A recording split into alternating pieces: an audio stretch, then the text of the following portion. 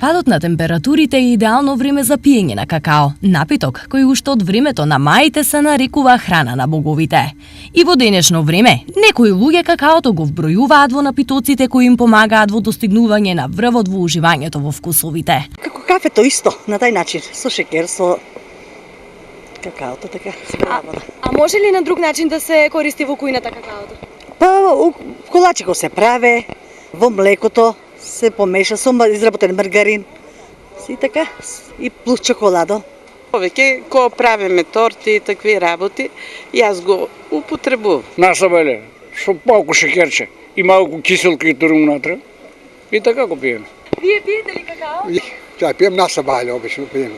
Има безброј причини за уште една шоја топло какао.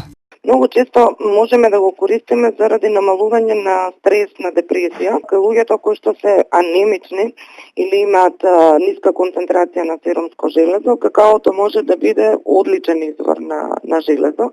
Го подобрува, памтењето и концентрацијата. Во какаото се наоѓаат и серотонин и допамин, кои што се хормони на среќа.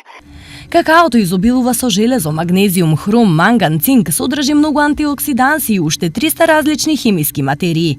Вистински извор е на витамин С. Какаото потекнува од Јужна Америка. Во 16-тиот век шпанците го донеле во просторот на Европа.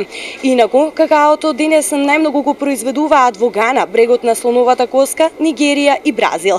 Тие всушност го сочинуваат 70% од производството на пазарот во светот денес, а тоа изнесува 1,5 милиони тони на годишно ниво.